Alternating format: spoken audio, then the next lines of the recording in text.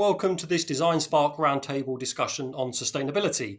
My name is Lee Hibbert. I'm the Content Director at Publitech, which is a global B2B marketing agency, and it's my role today to facilitate this online discussion. So we have an excellent lineup of participants from a broad range of backgrounds and disciplines, and they have one thing in common. They're playing a key role in driving sustainability efforts inside their organisations. So they're exactly the right sorts of people that we need for today's discussion. So let's kick off with our first area of discussion today. So I think it is fair to say that sometimes there can be a certain level of skepticism around sustainability. The word means different things to different people, for example. So sometimes it can seem quite an intangible thing, really. So what I would really be interested in from the table, really, is what is it that you are doing to put sustainability at the heart of your operations? Perhaps William from Schneider. Maybe we will start with you. You work for a large company, so what's been happening inside your organisation? Yeah, thank you, Lee. Okay, at Schneider Electric, we are an impact company, and we've been working on this topic for more than 15 years. So it's not new for us, and the way, we of course we want to embed sustainability in our products, systems, offers we design to be sustainable. And for example, we've launched the program called Green Premium, which is our own label, but there's a standard we developed behind that, which is our standard. Green Premium is basically the way we embed sustainability in all the products we design. Today, Green Premium covers about 80% of our turnover, so it's well implemented, and basically it relies on compliance, of course, to substances regulation. That's a basic. Transparency also, because it's important for our clients and anyone around Schneider to access to environmental information of our products. For example, the environmental impact we disclose through our environmental product declarations. It's life cycle assessment of our products. Yep. And finally, the third pillar of Green Premium is performance, with 6 main claims around repairability, durability, circular design, or design to be repairable, for example. I see. Okay, great. Okay, so it's clearly been a central part of what you've been doing recently. So, RS, Andrea or Debbie, how about yourselves? What has been the fundamental change inside your organisation? So I think we've seen a real focus on purpose and ESG, particularly over the last 2 years, and really accelerated in that space. And I think we see it in sustainability in 2 parts. So what we can do within our own organisation to be cleaner and greener. So, for example, we have 14 distribution centres globally. So how can we make those on their pathway to net zero? So more solar panels, better energy management, lower carbon heating, and also things like greener and more sustainable packaging, and changes to the way we deliver our packages and products as well. But we're thinking about that now in a much broader context about how we can help our customers to be more sustainable through clean technologies and products that have been more sustainably made throughout the life cycle, as well as products that help our customers to kind of save energy, save water, save compressed air. And we see, we're at this really exciting place in the global industrial value chain between, our suppliers and our customers, and, suppliers like Schneider, who are really focusing on the development of clean technologies and green products, and how can we actually advocate those to our customers. So that's a really exciting place, and Debbie's actually doing a lot of work on that at the moment about how we develop those kind of future greener and more sustainable solutions. Great. Okay. And presumably for all of these processes to be a success, there really has needed to be a top-down support for sustainability inside the organisation. So does it come from up high? So I can chime in on that. So I report directly to Lindsley Ruth, who's the CEO of our company. We've got ESG committee meetings, which includes a non-executive board director. And we also report regularly to our board. So there's a keen focus I think Andrea mentioned purpose-led culture within our company. We've got a lot of momentum, a lot of people that are engaged and excited to be engaged. But at the same time, we've got the top of the house, very top of the house, bringing it down throughout the organization as well. So we've got both top down and bottom up coming together. Great, thank you, Debbie. And for us at IGUS, I'd say it's very similar, Debbie. It's interesting. We have an overarching 3 goals for the company, which are very, very high level. And one of those is to be CO2 neutral by 2025. So how do we implement that throughout the business? Well, we all use the OKR model, objectives and key results, and everybody in management will have one objective and key result, which is green. And the way that we measure that and make sure that we're actually accountable to ourselves is that in the UK, for example, we got our ISO 14001 accreditation in 2010. That's a great incremental tool. It sometimes feels smaller steps than we'd like to be taking, but it's just fantastic when we look back and see where we are now in terms of the reductions in recycling, or the fact we're at 0% to landfill for a while now, how we change our fleet for vehicles, those kind of things which do have an impact. So we have that very overarching goal, which is very simple words, but then into accountable key results, and then accountable to proper audit outside of that with the ISO standard. That's how we've done that here in the UK. Thank you, Justin. And obviously your organisation, IGUS, energy chains, cables, bearings, primarily in plastic as a material. Yeah. So there must have been some intense efforts internally in terms of recycling and thinking about plastics as a material and what you can do with it after life. Is that correct? Yeah, that's true. There are 2 sides to this. So plastics, being a plastic parts manufacturer, has been occasionally sort of uncomfortable in terms of the people's perception is that plastic is bad, and we have this message that we have to get across, which is that that engineering plastics that are used correctly basically will give longer life, and they remove things like lubrication completely from the environment, because we use self-lubricating plastics. That's the parts that we make, and efficient to produce as well. Yeah, Justin. And efficient to produce, exactly. Yes, when you look at metal parts, the huge amount more energy to produce metal parts, and all of these messages that actually a lot of the time people don't necessarily understand, and that's a big education for us to show that just intrinsically our parts do have a good story to them.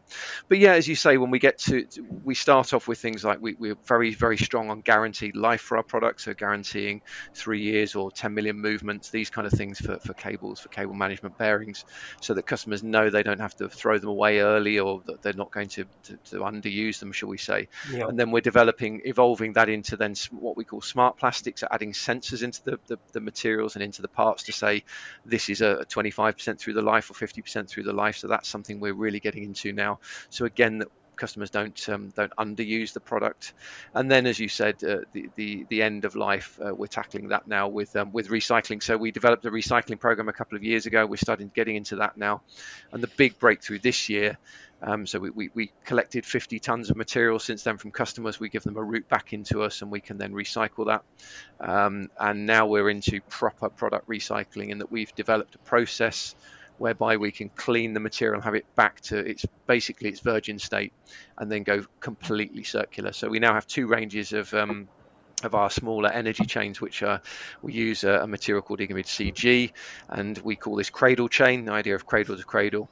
And this is something we're developing now into truly circular, so it can collect the material back and actually make it into the same thing again. But all of those different things are important. They're all incremental changes, as well as the overarching message. As Andrea said, that plastics actually have their place, and we mustn't just assume that everything in that realm is bad, because it absolutely isn't. It's a very positive message if used correctly.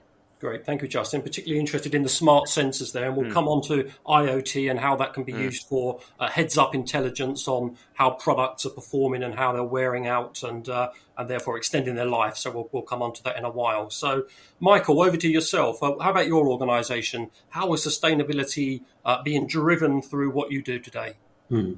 Well, we as Würth Electronic ISOs are a part of Würth Electronic Group, and this belongs to the Würth Group. And in the Würth Group, we have more than 80,000 employees. And sure, from the top, we already have a good sustainability strategy. And now the work is that all companies which belong to this group, that they find their way and their challenges, how they can master them in the future.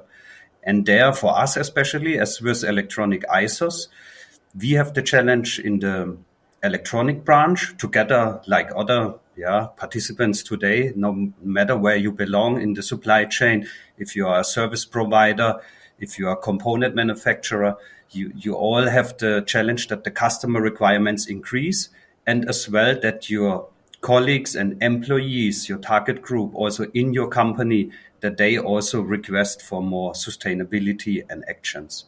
And that's the reason why in our company, it's like the top management has a clear strategy where we want to go. For example, we want to have CO2 neutrality in 2024. And then also all employees are invited to take part in workshops to help to work on this focus topic, sustainability. Yeah. And do you find there is a lot of take up internally amongst your workers to input into the sustainability agenda? Yes, and the challenge is really to find out what's the clear line or the target group at the moment having for requirements. We see, for example, from customers like RS Components that it's getting more and more important that, for example, material declines is done perfectly according to the official requirements. And then additionally, customers, they ask for products with less substances of very high concern. And this helps, of course, if you design out these substances, that your products become more suitable or more greener for the recycling or for the participation in the circle economy. Yeah. And on the other side, you still have your colleagues and employees and your challenges in your infrastructure, that energy prices are increasing, that you have to think about which energy source do you use in future, especially with the crisis, what we have at the moment. Yep. And there it comes to the top that you have to invest in renewable energy. Yeah. And that's, for example, what we do. We implemented in the past already photovoltaic systems in Germany, or we plan it also in Europe, or as well also in China in our industrial parks. There it's also planned to increase photovoltaic systems. Yeah. Great. Thank you, Michael. Gisela, that's probably a good time to bring you into the conversation at Harting, because I believe there's been quite a lot of thought around renewable energy and those sorts of things within your organisation.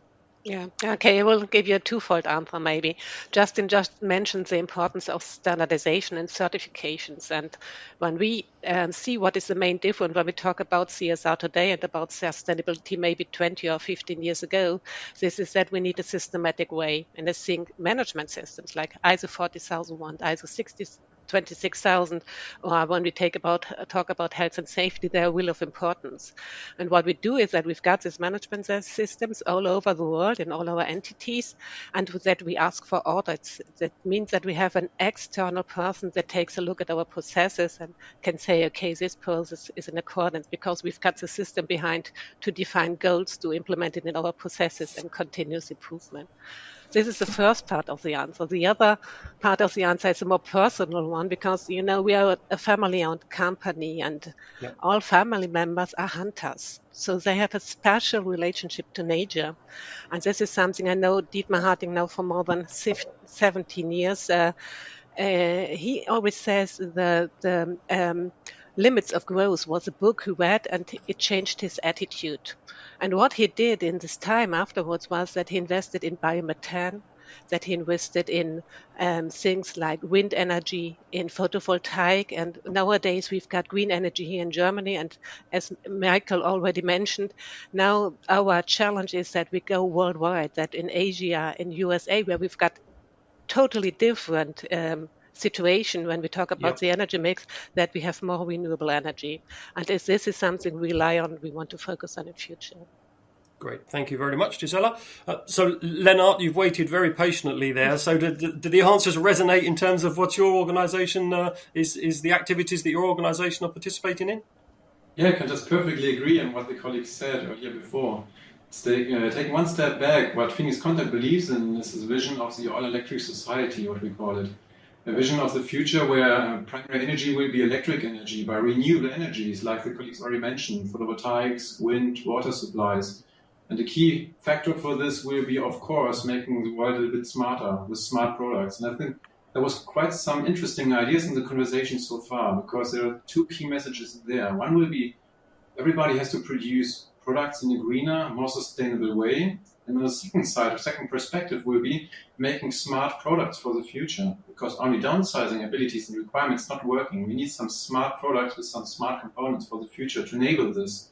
And this is actually what we're targeting for. And on the way how to do so, I can just agree with the colleagues. Yes, we did the same, setting up a management system on the CEO level, really on our chief operators, for a worldwide setup with targets. It's also implemented in our purpose as well. So setting up on a very high level so everybody can identify to this topic. And actually, there's a huge, very good reputation within our employees. They love the topics. They love working for this because, obviously it's for good future. If you can participate in such an idea and such a vision, it's just giving good mood to start working and do maybe the extra mile as well. Great, thank you, Lennart. You mentioned smart products there, and I thought that's a pertinent point because that's obviously a critical part of sustainability. Greener, smarter products, really, and that comes down as much to people as it does technology. You need to have people inside your organisation, engineers that are challenging conventional wisdom, seeking new approaches to old problems. So how do you go about empowering your technical teams to think about sustainability and start to develop smarter products? Is that one you want to take there, Lennart? Yeah, it's a very good point. This is a new dimension when you talk about designs, about technical requirements. Now we need to talk about skills. So when thinking about a new product and the requirements this product should fulfill, it's not now only the technical perspective, making a smart electronic product, but also a second perspective, making it in a green-friendly way, sustainable way. So it's a new dimension coming in there. And actually, we need to engage the people, everybody in his daily business, by taking into consideration this new perspective. So when we start designing a product, thinking about functions, thinking about materials, about purchase and transportation, all that stuff, there's always a second perspective. How can we do so within a sustainable way? What's the perfect way of combining both of it? And of course, thinking for the customer. What's the real application we want to focus on and how to use it, enable it in the perfect best way on 3 dimensions: environmental, social, and governance, like the colleague said, keeping, of course, laws in mind, having social impacts in mind, and the environmental perspectives like carbon dioxide emissions in the production, transportation, but even within the usage later on when the product is installed in place. And then we'll keep it full functionality. Fantastic. Thank you, Lennart. So I'm really interested in this point, though, to focus on how we change the mindsets of engineers, how we empower them to think differently. So, Andrea, perhaps I can come to you at RS. At DesignSpark, obviously, 1 million members. So you speak to a lot of design engineers inside, possibly inside DesignSpark. So where do you see those conversations happening in terms of empowerment? Yeah, I think it starts at a really young age, actually, in primary school, secondary school, universities. The younger generation now is so aware of all the environmental challenges and social challenges we face. So they're already very much more purpose driven, I think, and really, want to use their STEM skills and their engineering and tech and innovation skills for good. So I think it's, making that an essential part of the kind of the learning curriculum. And at RS, we have a program called Grassroots, which is all about inspiring that next generation of engineers and innovators to, really think about how they can use their skills to solve those environmental and social challenges. We go into universities, we provide products for learning, we offer mentoring, skills sessions, volunteering, that sort of thing. And then we also have our DesignSpark platform, which is a sort of a community online platform of over 1 million kind of students, startups, innovators, hobbyists, makers, designers. So we're really engaging them in what we call activist engineering challenges. So that's like, what are the big environmental or social challenges of our day, and how can, a product or a service or solution tackle those? So like a great one, for example, was, this one of the participants designed this bear that kind of had this happy or sad face depending on what the air quality was in the surrounding room. So it was just brilliant. So it's just a great way of kind of, bringing that into the mindsets of young engineers and innovators at a very early age, so that when they're going into work in the future, that's just embedded in their mindset from the very beginning, and they're always thinking about, how can I make and design this product to be more sustainable, both in the way it's actually produced, but then also how it runs as well, and what's its afterlife, So I think, hopefully that gives you some good food for thought. It's really interesting that when we're talking about the generational thing of particularly with looking at IoT and the benefits of that, which is where we started. It's also interesting that we see with some of our tools that we have, some of the smart sort of products that we have, our smart plastics as we call them, to enable to maximize the life of a product and save costs and also downtime within factories. It's interesting as you get into that, to leverage it, you need to tackle all sorts of other issues that we didn't see at the beginning, and maybe they're generational or maybe not, which is, for example, things like security of IT. So because we have a lot of data, we leverage AI a lot to do analysis of the parts that are running and to say, okay, we think you're at this point in the life. Our early adopters are the very high value production, so things like automotive factories, port cranes, things like this, that are adopting these smart plastic systems. But they're still very reticent to have these hooked up to the net and to do the full range of analysis and AI that we can use on them. Sure. And so we've had to develop extra sort of product streams that we didn't expect, which is going to be more standalone systems that can shut a system down or warn or help the engineers to pre-order what they're going to need to replace with, but in a standalone sense rather than in a completely open web-based sense.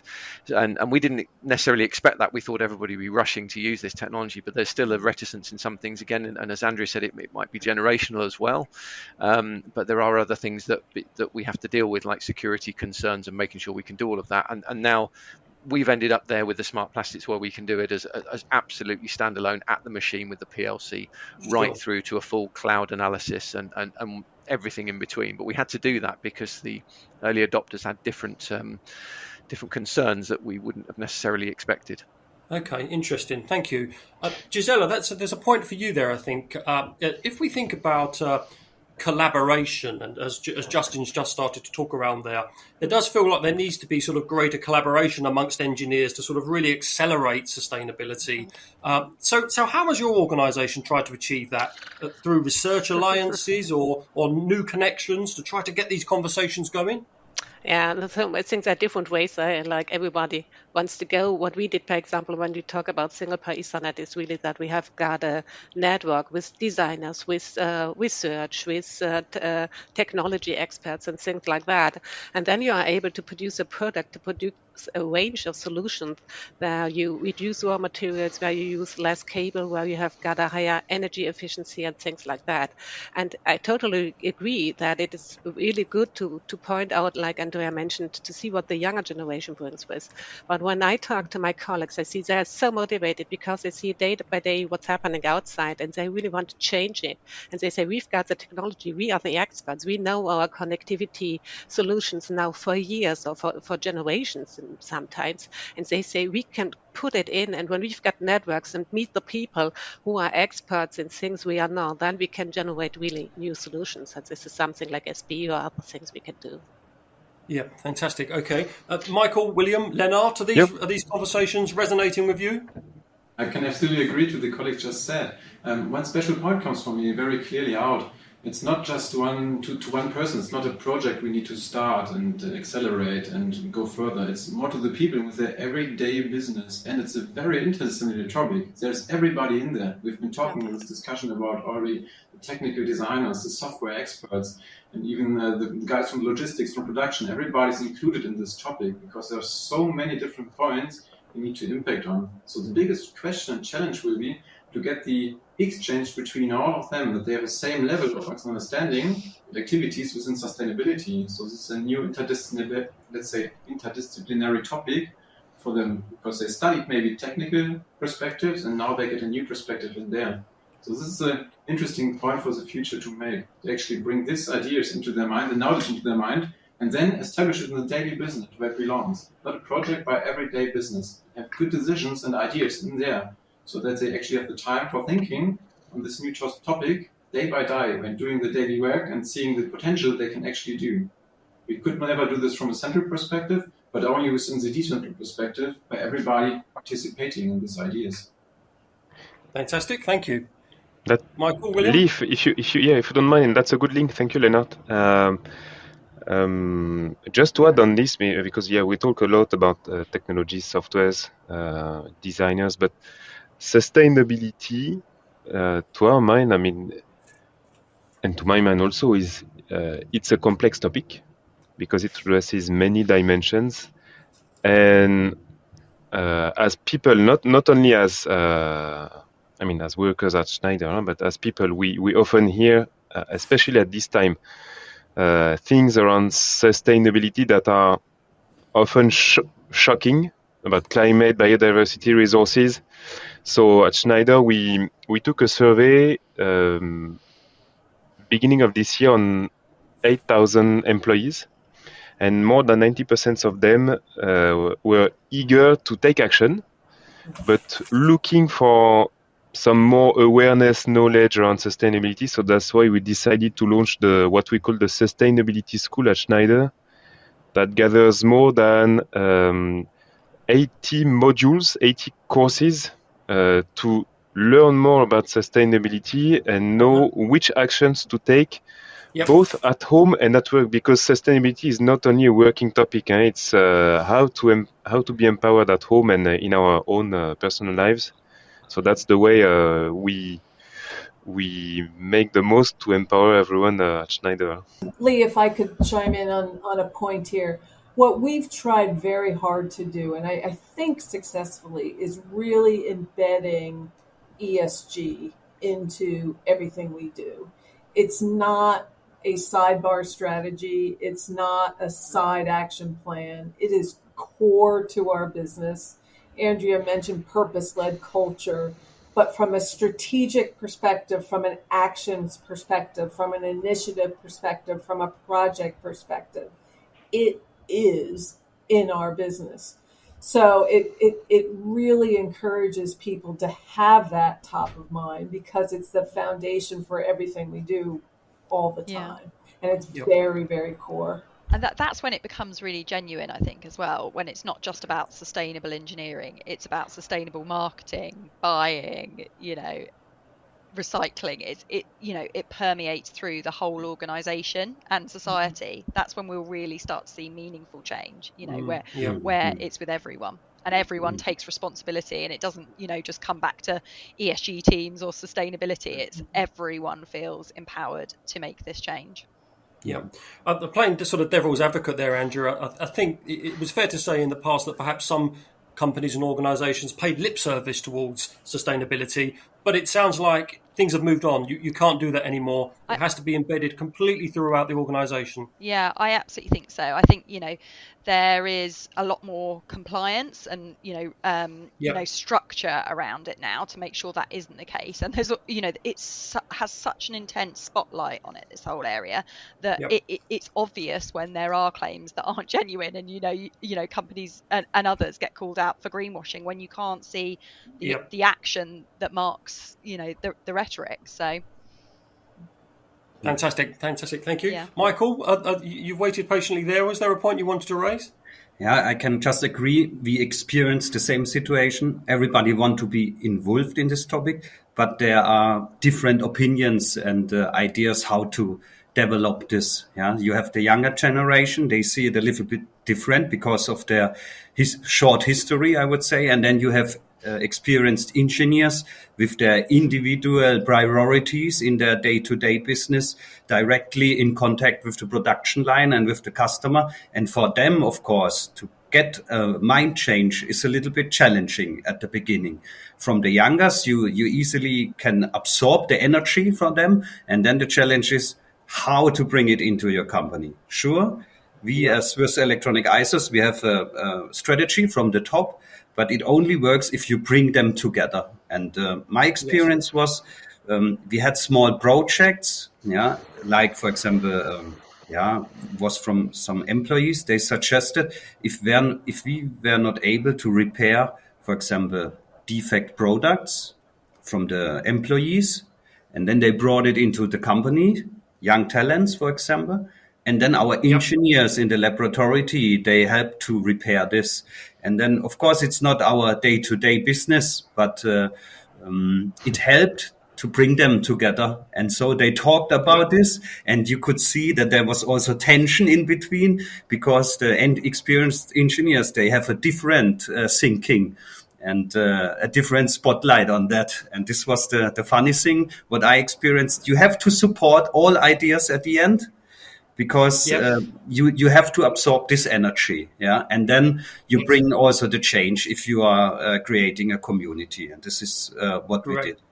But one thing I would like to add, at the end, you still need a supervisor system or a management system to give you some direction. That you, for example, like you can go with environmental management system 14001 or energy management system for this, because otherwise you will have too many ideas and suggestions, and you have to find your way for your company, for your customers, for your production line, and for your suppliers, and this will help you.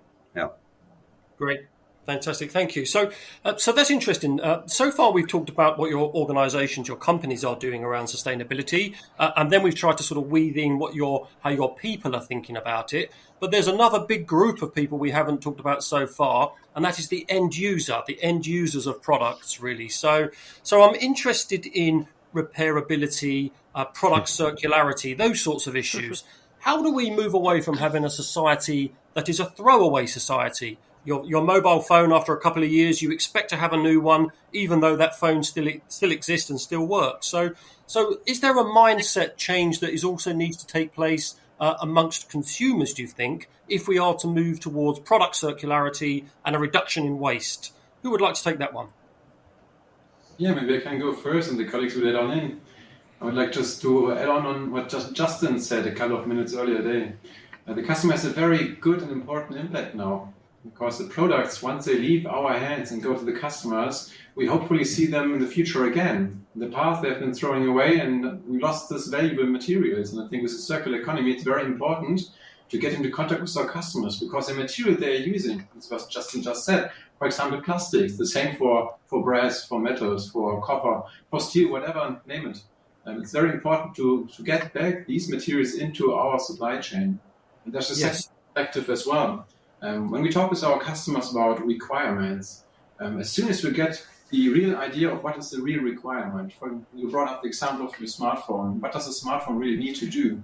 If we understand the requirements we are having as well in an industrial area, we can design exactly to this requirement. Giving us some flexibility on what the requirement really is, we can design on what material to use and how to bring in even more green alternatives or other materials in there, or even the perspective of the engine, perfectly adapt to this new requirements in there. So the customer is really key for the value chain, for the material flows, and also for the requirements and the real design to green, let's call it, how we design the products for him that perfectly fits to his applications and can use, of course, green materials and circular economy available materials as well. Yep. One thing that's really vital that we do as well is we have to be brutally honest that people will not spend extra money either as businesses or individuals to do these things. Of course, there's a feel good, there's a sense of doing the right thing, but if that comes at a price, people will not adopt it. And our challenge, of course, is we have to do both. We have to find that amazing sweet spot where we give them something which is the right price to make their businesses as our customers sustainable, but also to do that good work for sustainability in the widest sense. And that's the challenge. So some of the time that's educating. Look, if you purchase this, it's talking about whole life costs. Of course, I'm sure we're all engaged in those kind of discussions, looking at whole life costs rather than price, and discussions that we have to have with our customers in that regard. But we have to be mindful that we have to be very, very good at doing that at the right price. And so when we look at our recycle chain, as I said just now, this is something we had to fight really hard to get it to a point where it works at the same price. We're not quite at the point where it will be cheaper because of various economies of scale and various things that are happening. Now, in the future, that will happen. But I know that if we have a product which is more expensive for that, we probably won't sell so much. There might be targets that will help customers meet, and this is our great challenge. We're squeezed here as manufacturers. We're challenged, I should say, to do both of those things so that it becomes a no-brain decision, and then the take-up becomes really fast and really, really good. I think the third point too, Justin, is convenience. Convenience for the user. So if it's complex or very difficult to get something repaired or to return or whatever, it's not going to happen. So I fully agree. It's cost related, but also convenience related. That's very true. Yeah. Good point. To add a last one on what you say, guys, because I fully agree with you. Price, convenience, and also access to the product or delivery time. I mean, we at Schneider we all faced it. We faced some shortages in terms of resources last year, and we're still facing them. And since a couple of years, we started to look at circular business models, because circularity, we are actually working on setting our circularity strategy. I'm working on it. I'm leading the job on that. And we found that circularity is all about value retention. So it's not only recycling. I mean, recycling should be the last thing to do. Then before that, to retain the value, we could reuse the products, repurpose them, refurbish, remanufacture. So we started implementing some pilot business models on that, especially on refurbishing and remanufacturing, And we found that it was, apart from price, because then we take back the product. So that's one of the major issues, is be able to take back some high volumes of products in order to feed the factories that are able to refurbish and remanufacture. But anyway, we succeeded in pilots in that. And then we started refurbishing and remanufacturing some products, which were interesting in terms of price, interesting in terms of quality, because it was, for the remanufactured one, as good as new. Same level of quality, same level of performance, safety, and all that. And then the lead time to get the products was very shorter, because then you don't suffer about supplying resources. You don't have to ship the goods and all that. The products are ready to be delivered to the clients, and that was a very good value to bring to the customers. Yeah, I see. We had a very similar example, William, with our single board computers, where the raw materials were in short supply, and we didn't have the product. So we launched a refurbishment scheme for it's our Raspberry Pi, which is the kind of coding a single board computer, and it makes perfect sense, because that is an item that can easily be refurbished. It's a bit like like an iPhone. So I think starting with those products where it does make sense, and it is convenient for the customer, and it is feasible for the manufacturer to actually refurbish that product, and then you start to build your understanding of how to do this, that you can then apply to other products that you offer and in the supply chain. And then that is what gathers momentum. I think it's like the more we do it, the more we change cultures and the more we change mindsets. And actually it makes so much business sense as well, because you're creating then that long-term relationship rather than a single kind of transactional product relationship. You're taking that back and resupplying it, and then you have a much longer, stickier term relationship with your customers, because you become a service provider, not just a product supplier. Yeah, that's circularity, the product circularity mindset, Andrea. I mean, that's quite a shift away from the linear model of make, use, and dispose. So, I mean, are you seeing that transition amongst DesignSpark and other conversations you have really starting to accelerate? So people are thinking about repairability, recyclability, and all of those good things. Yeah, absolutely. We're seeing it, because we have the perspective of either end of the value chain. So we see the customer demand for that service, and likewise we see the action by the the original manufacturer to make those changes. But it does it's slow and it does need to speed up, and we need to be thinking about circularity at every stage of the industrial life cycle. So the design phase, the distribution, the running, the maintenance. And I think that the more smart technology and IoT that we have, the better we can get at it. Like, I always love the example of HP printers, that are obviously smart and connected. They know when your recycling cartridges are running low. You get them instantly through the post with a recycling bag that says, right, send us back your old recycling cartridges to be recycled, with a lovely little note about their commitments to sustainability. So it's that sort of thing that we need to see more of, because then that customer is delighted with that service and wants to do that more and more.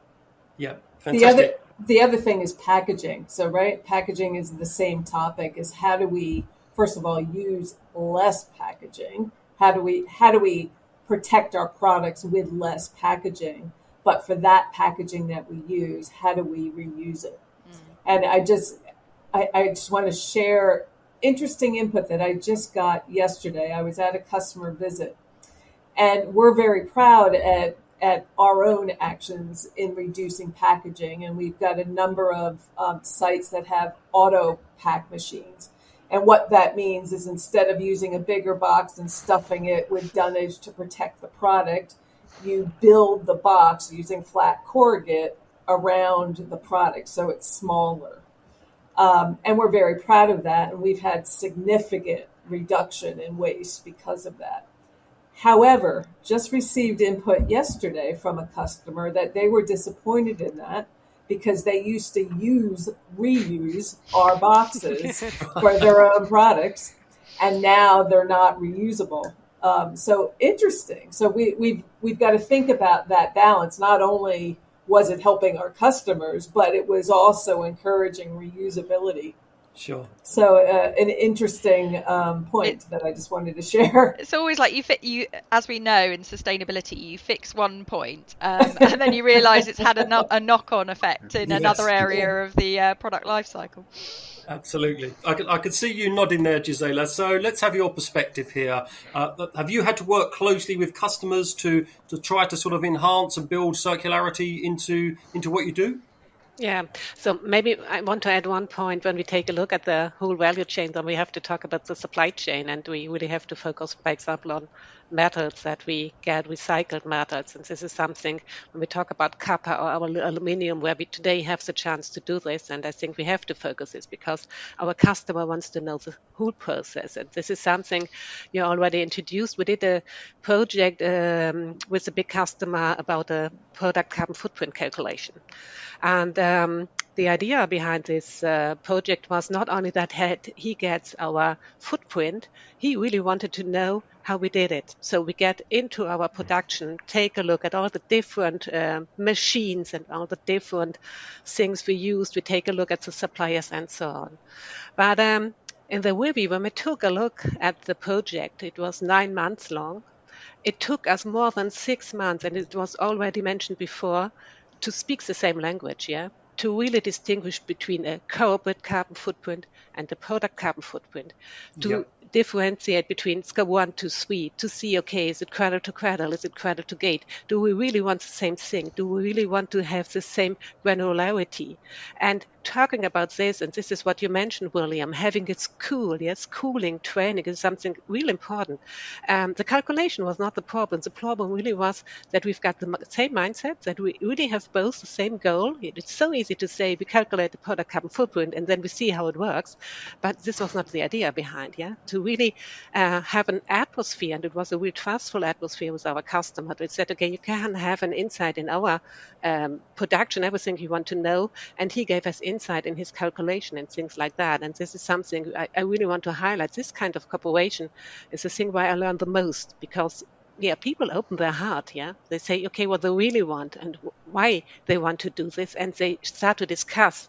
And then we can start to negotiate and say what is of importance now, in future, and what it is tomorrow. And this is something I really highlight. I just can agree on that. It's really important that you speak the same language. Yeah. Overall, everybody will say they want to go greener and they have big sustainability targets. And then they start with that. And we experience this. The customer starts with that. And then they come to us, to the supply chain, because they find out the scope 3 is a big portion of that. And then they come to us. And we see the requirements, what we get, and then we try to orientate on that. And then you find out, it's not too easy, at the beginning. And first you have to develop your own engineers. Then you have to find out what's really the requirement, what you can maybe do with some management systems, like energy management systems, and where you can do, or what's additional coming.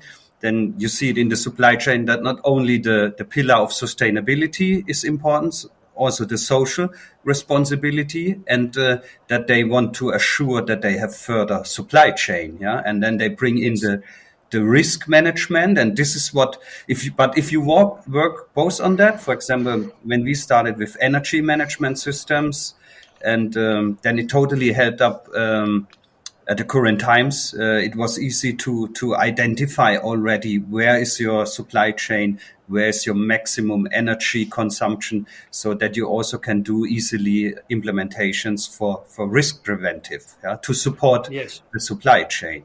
And the same is with material and resources. If you know it from suppliers, from procurement, you try second sourcing. You look for different materials, alternatives, to assure that you have your source. And now you get additional requirements, sustainability, and there to find the best mix. That's a little bit the challenge at the moment.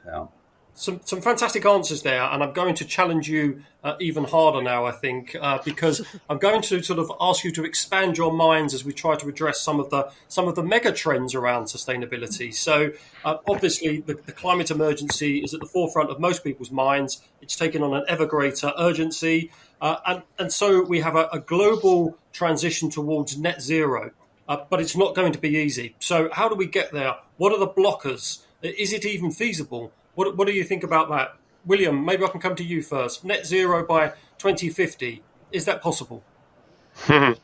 Yes, it's possible, but it has to be progressive. I'll try to be sharp because, we don't share slides, but I have one in front of me, the net zero commitment from Schneider. It's been recently recognized by the science-based target initiatives. And we are, I think at the time we became recognized, it was 60 companies of which the climate engagement, the net zero engagement, was recognized by the Science-Based Target Initiative. So it's very strong. But by the way, it has to address scope 3. Michael, you mentioned that. I think scope 3 upstream. So talking about suppliers, raw materials, our own operations, our customers, so that's our scope 3 downstream, the energy consumption of our products, for example. And then we have different programs in those 3 areas, upstream, own operations, and downstreams. And there we have a 2030 commitment, which is to be net zero in our own operations, to basically a net zero. There are many definitions, but the ones from the SBTI, Science-Based Target Initiative, is 90% reduction and then CO2 offset for the rest. So it's a very limited share of CO2 offsets, which is very important. It's very different from carbon neutral.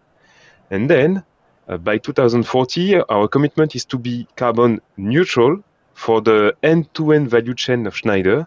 So you see that's a first step to reduce the maximum we can, but to rely also on offsets, CO2 offsets. And then a 2050 net zero commitment for the whole value chain. So then it goes, if I may add just a few words, it goes through our program that we called Green Materials, Green Packaging, also on our own operations, to talking about energy efficiency of our factories, supplying renewable energy for all our factories, and then for the scope 3 downstream, eco-designing our products to enhance their energy efficiency, of course. Yes, I see. So it's a real, it's a multifaceted approach, and it's a phased approach over a long term. Is Yep. that something that the rest of the attendees, the participants, recognise? Talk me through some of your similar journeys that you're on at the moment. Yeah, absolutely. I think that's, that is the gold standard model, without a doubt, like really addressing your own operations first of all, and having a nearer term target for net zero for your direct operations, because that is within your control. And also nearly all of the technologies exist to make that happen, so renewable power, decarbonisation of heat, decarbonisation of transport as well. Yes. Granted, that there are developments that still need, major developments that still need to be made in terms of Yep. supply chain and cost and everything, but it's all there, plotted out to 2030. So, and emissions obviously need to peak by 2030 as well. So I think that is the gold standard for the direct operations. And then I think it is, looking into the value chain. How can you work with your suppliers and your customers to emulate that net zero commitment within the value chain? For us, we don't manufacture anything, unlike Schneider. So what we're doing is about advocacy. Advocacy with our suppliers to design and manufacture products that are more sustainable and use less carbon. Whether it's in their production or embodied carbon, or things like working with our third-party logistics providers, and encouraging them to set science-based targets and think about, the technology and innovation they're going to need to develop to decarbonize their logistics. But then also, how can we work together to, actually switch modes or switch routes, source products closer to suppliers and customers and deliver them closer to customers, so you're actually, traveling less distance. So I think every business is different, isn't it? And you need to work out what are the most material areas for your business, and then really, have a strategy and a plan for really driving down carbon in those areas. Yeah, fantastic. Lee, if you don't mind, I would add a few words, because the supplier side is very interesting. I mean, I mentioned, and you mentioned it also, Andrea, to be net zero on our own operations. It's a way also for us to test our products and digital technologies to reduce the energy consumption, monitor the energy use, and then we launch in parallel the zero carbon program with 1,000 of our suppliers, teaching them, training them on decarbonizing their own operations. So you see, it's a way to transfer the knowledge on our factories to the suppliers so that they can decarbonize also. And then that's a way to help us meet our CO2 targets. Absolutely. Yes, and I think, we shouldn't be afraid to think in that mindset, which is there are opportunities here. It's not all about challenges and costs. There are opportunities to reduce costs and to develop products and services in that low carbon transition. And if we think about it as more of an opportunity, then people will be more compelled to prioritize it. Yes. Andrea, that's exactly what I was going to say. And just to expand on that a bit, I mean, part of your question, Lee, was what are the blockers?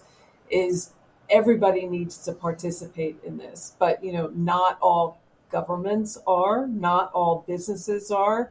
I mentioned talking to a customer yesterday. I've talked to a bunch of companies as we've been formulating our solutions business, and there are many companies that just don't know how to get there. So it is the helping suppliers and the training and that kind of thing. But it's a significant opportunity. We hear a lot about recession. What is that going to do? It could stop investment, but I would argue that now's the time to really take advantage of that and get in front of it. And the companies that invest smartly and invest and be true to their purpose will be the companies that come out of the recession better off. So yes, we got headwinds in front of us, but let's use it as an opportunity versus a blocker. Yes, I see. Okay, Gisela, let me bring you in there.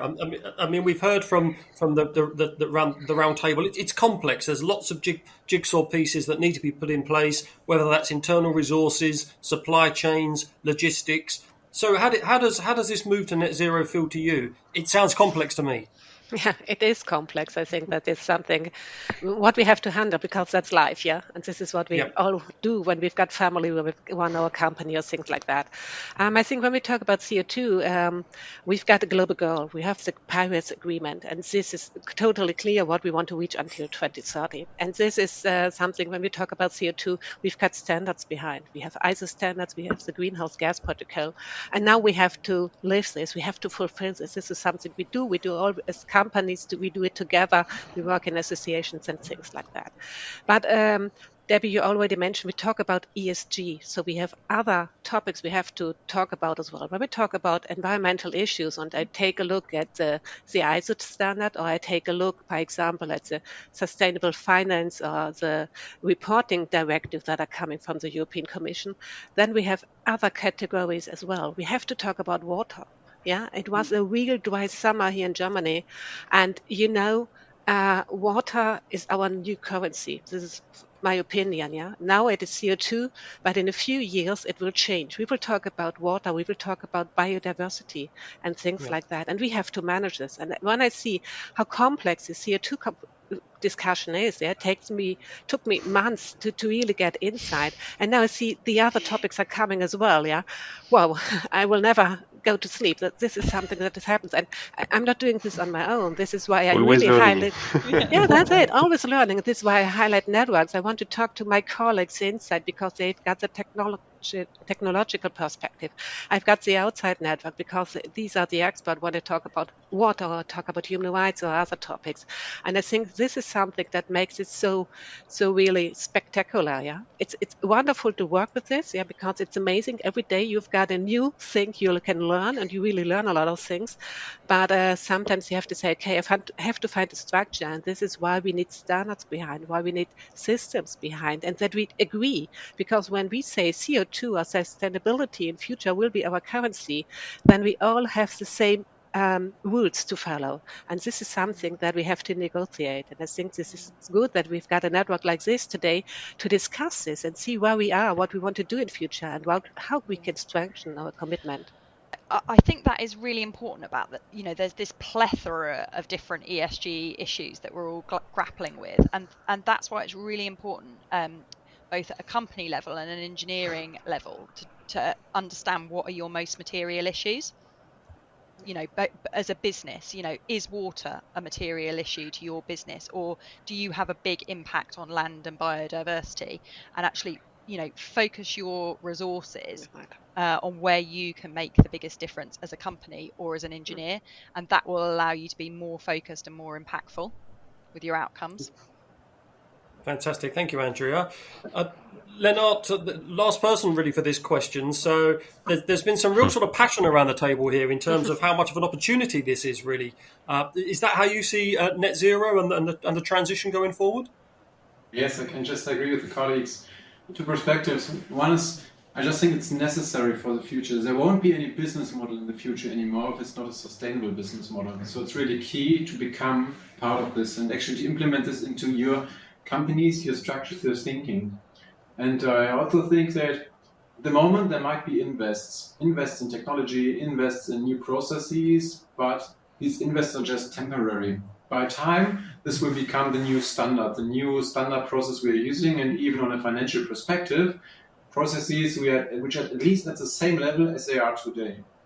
The second perspective for me is the change. And the change is for me the most important point for the time being, because it can't be done by a single company. We can't completely change the value chain. We really need to communicate with our suppliers and customers. Give an example. Today, it's quite hard to find carbon neutral flight. Sea flights, lorries, easier, but flying is still challenging because there are no electronic flights at the moment, at least not intercontinental. So we need to talk really with our suppliers, our customers, because if you give me a ring tomorrow and say, hey, I need the product tomorrow in Asia, I will have a challenge to bring it there in time. So if you give me a couple of days more, then we can actually find a new way, another process to bring it in there. So for example, demand management is really key for this logistics. So the exchange of products between our companies to have some more time, flexibility to find a carbon neutral way to do so. This is the key. It's not about one company. We have a very good grip on our own activities, putting PV on the solar roofs and so on.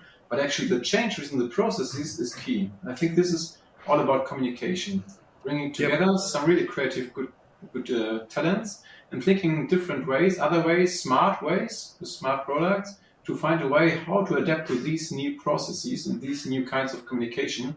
I think this is key for net zero then, and then it will become true.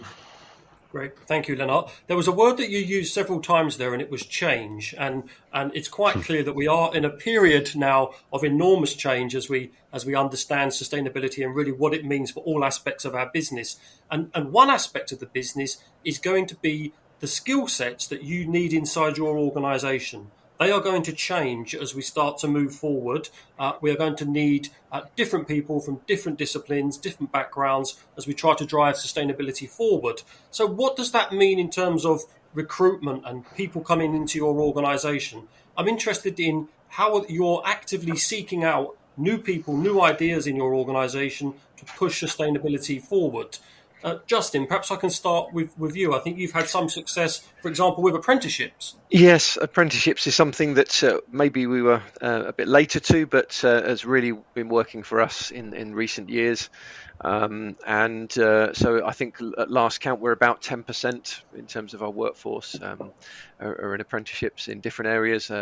We're also constantly reformulating our recruitment strategy, where we look. We had a very traditional view in the past of, particularly for our sales teams, people with engineering backgrounds, and realizing that we were missing so many opportunities for people with different views. And again, sort of sustainability is part of that, not just looking at a linear view, shall we say. And yeah, we've evolved a lot in terms of where we recruit, how we recruit, and that has opened up a much wider pool of people in the team, and the team is much richer for it, and we've gained so much more expertise in sustainability, but in lots of other areas as well.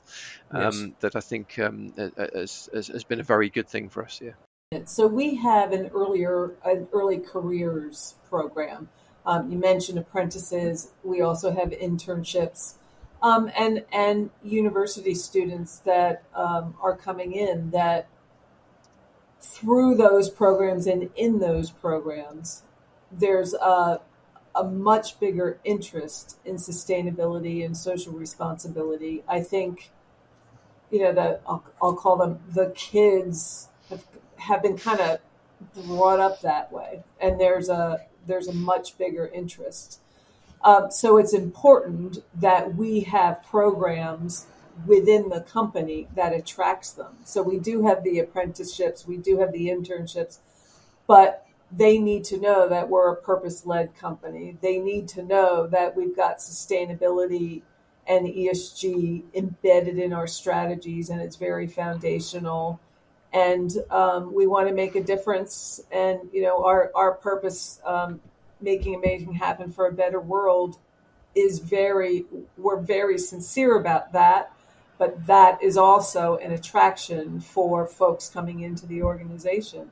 I have, I'm putting a personal example on it. I'm a mother of two 20-something daughters that recently graduated from university. And yes, pay is important, but purpose and contribution to society is way more important to them than that. That's an interesting phrase. Pay more than purpose. So it feels like there's been a sort of slight change in the balance of what people are looking for. They want more than just a salary. They want a real career, and they want to feel like they're doing something for good. Is that something that the rest of the participants see when you were recruiting people into your business? May I can add something? Sure, we see this on our side as well, and I personally see sometimes the challenge that everybody is quite open. Everybody want to bring his input and ideas to support the sustainability strategies, but the challenge is to bring your core business together with this input from the young talents. Yeah, and this sometimes is really a challenge what we have here. And I agree also to the others. If you looking for new positions and you want to recruit young talents, if you have projects with sustainability, you quite fast have them on board. But then the tricky parts come to develop this. Yeah. And therefore, you really need your change in your company, that your engineers are open and that they listen to the requirements and ideas and views from the young talents, but also the young talents, for them, it's a good opportunity to develop their self a little bit into the right way that they understand there's additional pillars of sustainability which they need to consider. And this is sometimes the thing where we say, yes, there you need more training. And as a short example, in our group, in the Verse group, we have an academy, and we found that also out, and that there additional knowledge is needed. And so we offer as well schools or classes where you can get a graduate, an internal one in the subject of sustainability. And what I personally experience also in my work field, I also receive from customers or like from RS Components or others that they want to develop the supply chain. Yeah, and this is also what we can use from our side as supplier to listen to our customers. What do they want to have, and how can we bring the young generations and our engineers directly together to this customer requirements, to think about this and how to find a solution together with them as a partner. And then you have projects and corporations which help you in this case. Yeah. Lee, can I add a few words on that? Absolutely. Fully agree on the young talents, and even myself, I was a young talent in sustainability, but it was in 2008, so it's a bit far for now. But today we see many engineering schools, many business schools holding a degree in sustainability and very advanced. The people are very well skilled. Another topic to address also is sustainability is a deep transformation, a change. And then there are also insiders like talents existing in the company. We value it a lot at Schneider. People that very well know the company, very well know the operations, have their internal network. So they are very powerful. The only thing they miss is being skilled in sustainability. But we have many people internally at Schneider switching from operational roles or management or anything not related to sustainability, but because they have a strong passion in sustainability, they get trained and they get involved in the big sustainability players network in Schneider. And that's a very good way to speed up sustainability, because those people, in a second, they know the company, so they know how to operate it. And once they have understood what is sustainability, they directly know how to embed it in their everyday business. So, Andrea, can I ask you, would you agree that sustainability is a way of not only attracting people into the organisation, but very much about retaining people as well? Absolutely. And the point that William was just making, I think about how we've, established that strong ESG and sustainability network, and we're really thinking about, okay, how in procurement do, they develop skills around ESG so that when they're talking to suppliers, they're thinking about, okay, having discussions about what's your carbon reduction bin, or have you set science-based targets, so that they're as comfortable having those discussions as they would be about, finance or performance or quality. It's just an essential part of the kind of the business makeup now, and everyone needs to be able to talk that language and understand it. So I think it is about truly embedding it and building skills throughout an organisation. And the other point I wanted to make was just about seeing sustainability in the broadest sense when thinking about attracting talent. So yes, environmental sustainability, but also social sustainability, both in terms of, inclusion, impact on communities and societies, but also, your people's own individual well-being, and where and how they want to work in a more flexible and sustainable way that's better for their work-life balance. So I think it's not just about that green and environmental sustainability. It's about how do we create that more kind of sustainable, inclusive, fairer world of work in the future. Sure. And I think a lot of young people are looking for that today, and it sits on an equilibrium with pay and purpose and things. Yes. Great, fantastic. Any more input into the skills agenda? That's an important part of sustainability. I think at the university level, I'd love to see more application of technical skills in the engineering curriculums. I think our universities are teaching sustainability. We have students that come into the workforce with that very much ingrained, but I'd love it to be applied more at university level. So an example of that, we're involved with Engineers Without Borders, and they've had true challenges, societal challenges that students are asked to apply their technical skills to, like how to get water to people, how do you have sanitation, how do you have sustainable farming for those rural communities that really need it. And I was very impressed with that because it has real life societal challenges, but having students with technical skills apply those skills to those challenges. And I'd like to see universities do more of that. Yes, yeah, good point, Debbie. Yeah, okay. Fantastic. Okay, well, I think we are probably moving towards the final question really today. So, because we've covered an enormous area of topic really so far, and I'd like you to sort of take a look to the future in a way. It's putting you on the spot slightly. So, have there been any new technologies or processes around sustainability that have really excited you, that have made you think this is going to make a difference moving forward? I know that's a tricky question. I think Justin, you, for example, inside IGUS, you have these moonshot ideas where you actually think about exactly that sort of thing. What are the new coming technologies that are going to make a real difference? So perhaps you could expand on that. Yeah, and maybe an alternative way of looking at that is also what can you leverage that you already do really well that you maybe haven't realised. We get very fixated on our sectors, on what we are traditionally doing, but it can also be that we have something to say in another sector and we need to be brave and step out into that. And so a couple of things sort of more recently, we one of the ideas, the sort of moonshot ideas, has been the IGUS bike. And this was, again, we were looking at, well, actually, can we leverage something totally outside of what we would normally do, which is supplying component parts into something, and look at it more holistically. And we're developing it's a platform-based approach. And again, we talked earlier about communication between parties, and it's interesting that platforms seem to be becoming a bigger thing for us now, actually, in terms of how we develop new ideas.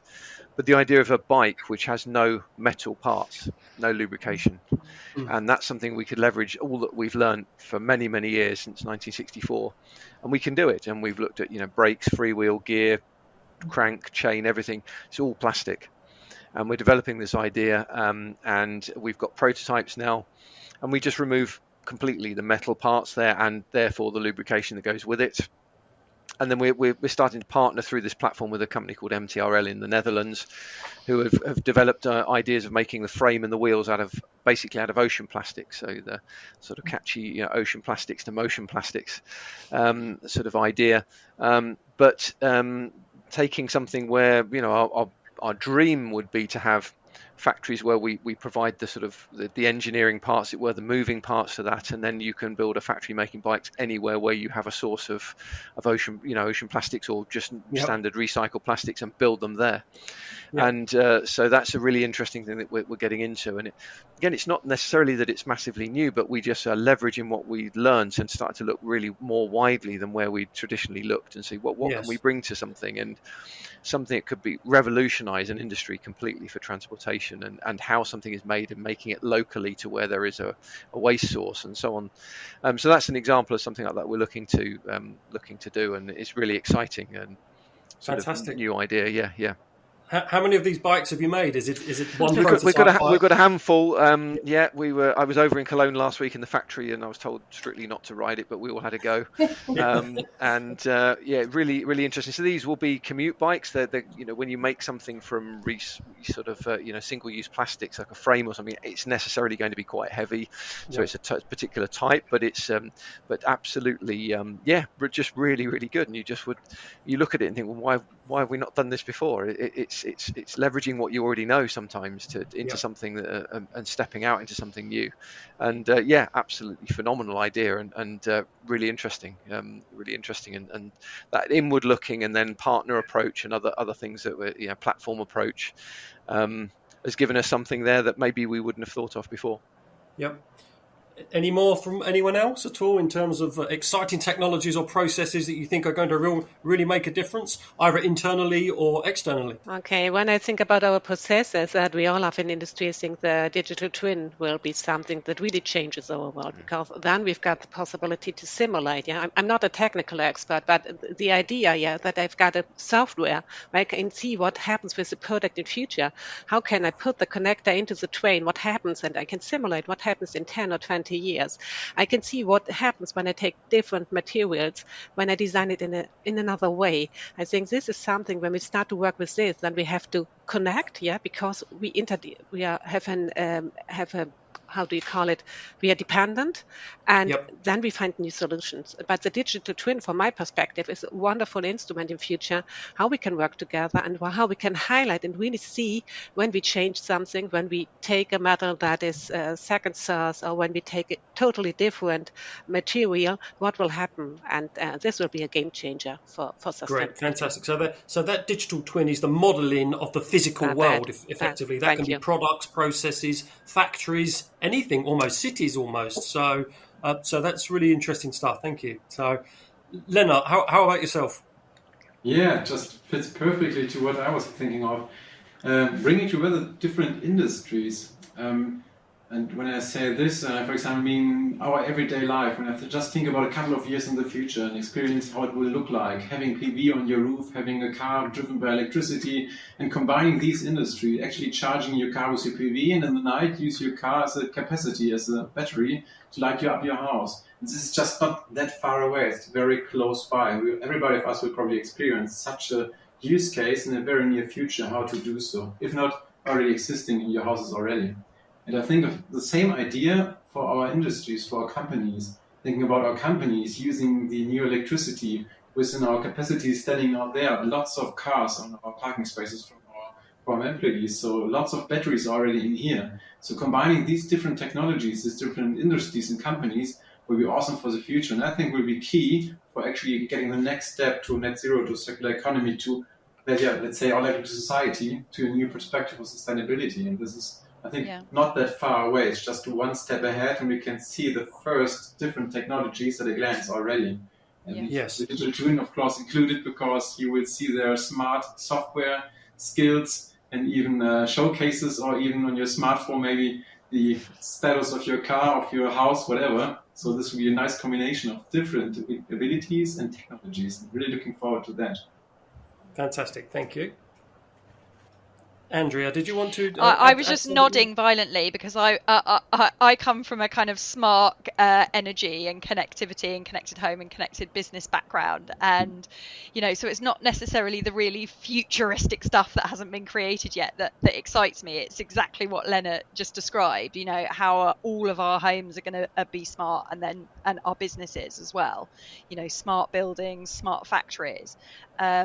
All highly connected, that are kind of generating, storing, using their own energy. I can't wait to see that fully rolled out and adopted, because it's there already today. And as soon as we do that, we'll have so much more data to understand. Like, how is this piece of equipment performing versus this piece? Does this need more lubrication to, so it's running at optimum efficiency, and then that extends the life of that asset? Is this piece of equipment leaking energy or air, and we'll just automatically, by doing that, save more energy and therefore reduce our carbon and help to tackle climate change. Fantastic. Thank you. Any more points at all from the room before we wrap up? Yeah, from my side, if we talk about energy, it's quite interesting also for us.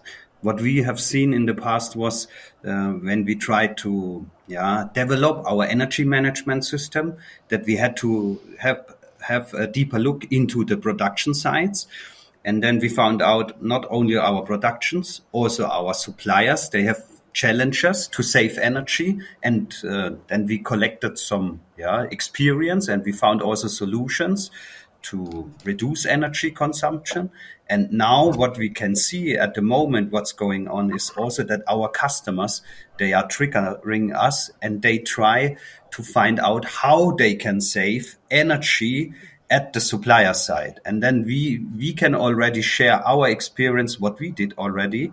And if we combine this with our product, for example, for energy saving, in the past, we were very well known as EMC expert.